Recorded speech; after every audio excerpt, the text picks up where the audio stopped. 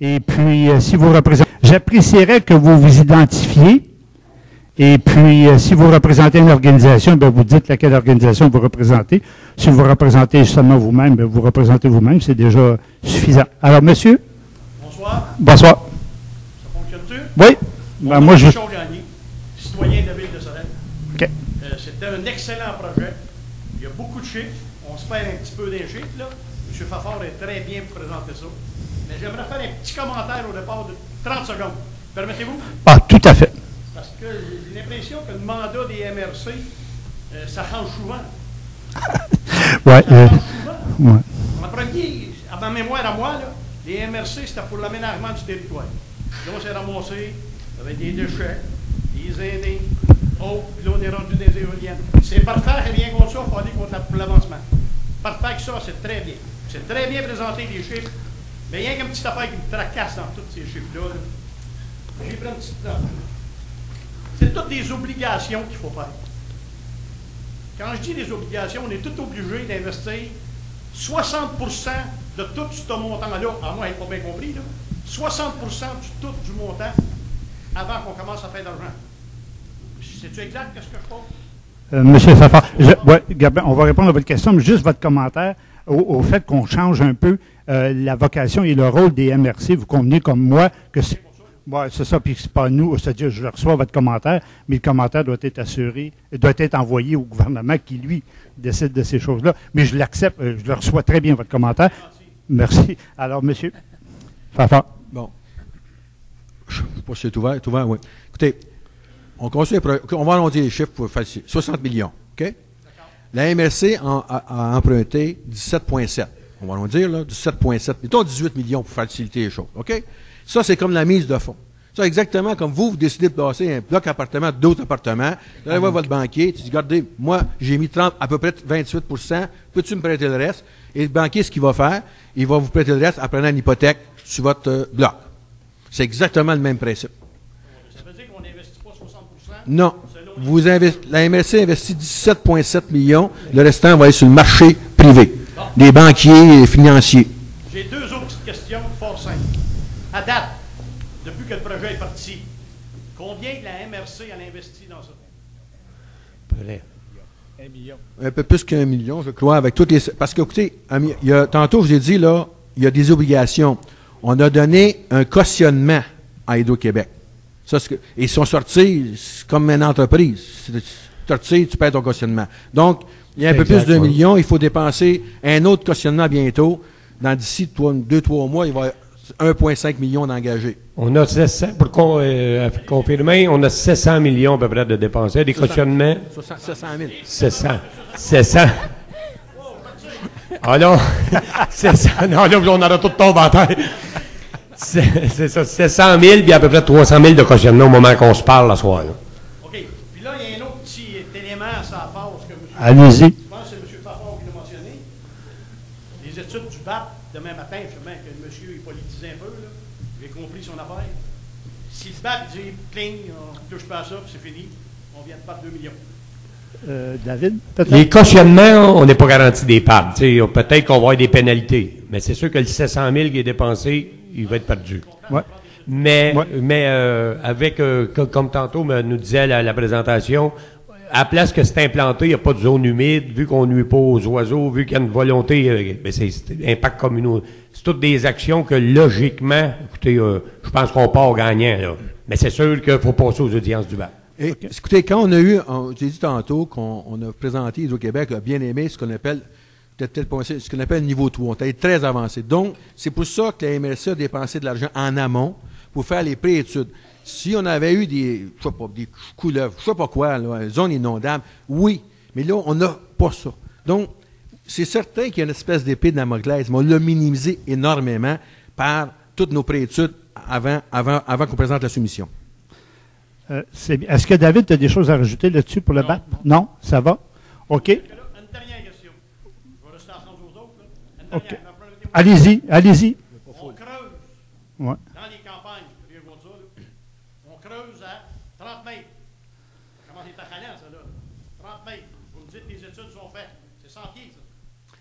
C'est des pieux. Des pieux, vous avez vu ça? On enfonce. C'est pas ma question.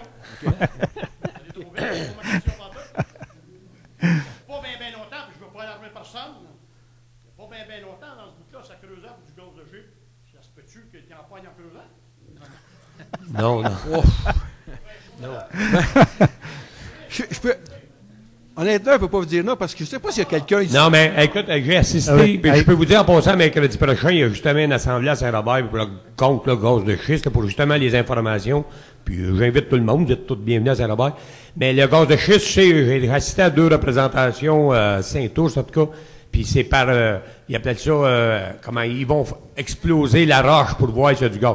Nous, écoute, c'est il fort, puis c'est une foration qui s'en va direct au roche. Oui, mais si je comprends bien ce que vous... Non, mais... Non, c'est pas, il n'y a absolument rien de comparable. OK. Alors, on peut revenir à vous? Derrière, puis je m'en vais. Ah, vous me le promettez? Vous me le promettez? 30 secondes. Mais vous allez vous asseoir, vous ne quittez pas. Bon, parfait. Allez. Ça, c'est des obligations. Oui. Compris, là? Toutes Ouais. des obligations.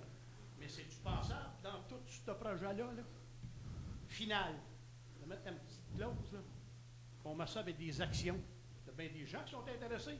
C'était des beaux chiffres que vous avez mis, là. Alors, je pense qu'on je pense pas qu'on peut répondre à ça ce soir, mais on retient votre question quand même. On retient votre question. Ça me fait plaisir. Rappelez-moi votre nom. OK. Alors, je vous demande, mais merci, M. Gagné. Il faudrait parler directement dans le micro quand vous dites votre nom si vous voulez passer à la télévision. Ah ben, arrêtez donc, vous. Oui, Françoise Lessard, moi, ma question s'adresse à M. Salva. M. Salva, on a mentionné tantôt qu'il y a eu 12 résolutions d'appui des municipalités pour le projet du parc éolien. Et quand on regarde ces 12 résolutions d'appui-là, il y en a 9 qui sont identiques. Les 9 villes sur le territoire desquelles il n'y a pas d'éoliennes. Par contre, si on regarde les résolutions des 3 municipalités où les éoliennes seront installées, je remarque qu'il y a une première résolution qui a été passée à l'effet que votre municipalité va recevoir 17,5 des profits nets. Et 2 semaines après, il y a une autre résolution qui a été passée où ce que là, vous allez recevoir 2,7 du revenu brut. Alors, est-ce que ça veut dire que vous allez recevoir 2 types de redevances? Non. Je suis sûr que non. Je suis sûr que j'ai des conseillers dans la salle. Si, je ne sais pas, la première, le réellement de mémoire, je m'en rappelle, le 17, c'est le 17 que la MRC s'engage, mais là-dedans, on est participants, nous autres, avec. Mais comme toutes les autres municipalités, puis quand vous dites les résolutions sont toutes pareilles, souvent, on fait une résolution type en disant, oui, on appuie le projet, et on la soumet en disant à vos conseils, si vous êtes d'accord, vous dites, oui, on est d'accord, puis il y a un proposeur de secondaire, puis c'est résolu. Mais soyez assurés, c'est 2,7, vous pouvez venir vérifier à la MRC, c'est 2,7 des profits, des revenus bruts. Fait que si une année, il y a moins, on a moins. Si une année, il y a plus, c'est fait équitable. Oui, c'est oui, ça, mais madame. par contre, l'autre résolution de 17,5 du revenu net, elle existe, pas été adoptée par votre conseil. Monsieur Fafard. Ben là, si tu le sais, moi, je m'en suis. Je Monsieur sais par Fafard va vous cœur, répondre. on va dire, c'est Mme Nibert, c'est la municipalité de Saint-Aimé. Et seulement, ils ont pris le chiffre qu'on avait prévu de revenus. Ils ont pris 2,7 mais ça. Mais le cadre de Hydro-Québec, on l'a dit tantôt, là, je pense que M. Clich l'a mentionné, sont très rigides, sont très sévères, très rigides.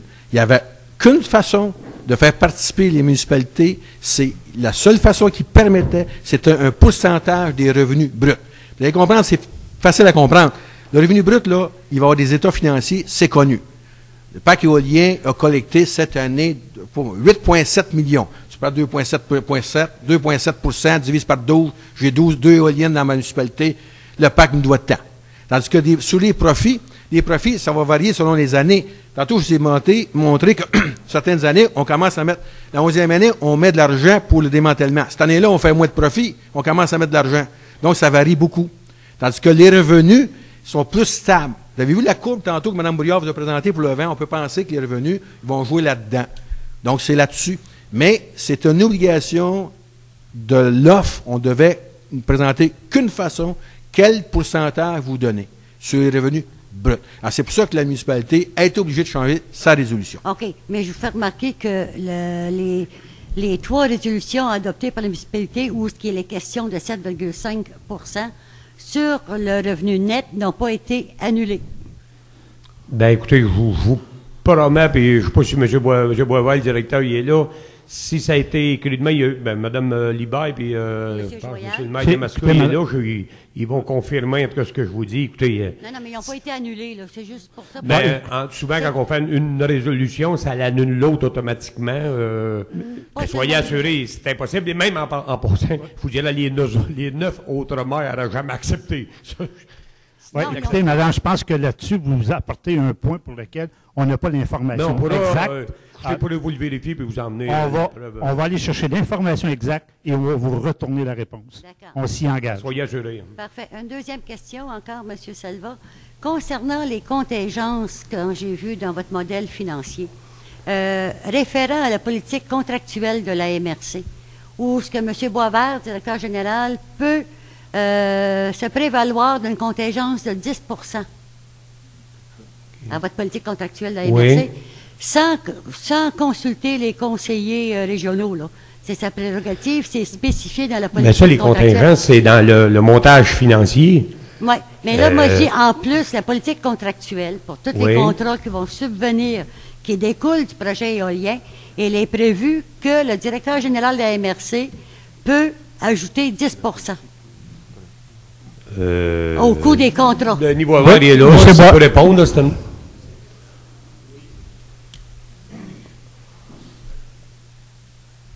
C'est que cette délégation-là s'applique pour les contrats donnés par la MRC. Ouais.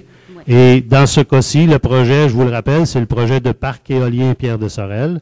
Alors, ce règlement-là ne s'applique pas et je n'ai pas ce pouvoir-là pour la Société des parcs, du parc, c'est-à-dire. La société. Parfait. Merci beaucoup. Non, c'est vrai parce qu'il faut préciser que la MRC est propriétaire du parc éolien. Voilà. Mais la société, c'est elle qui va diriger le parc éolien. Merci.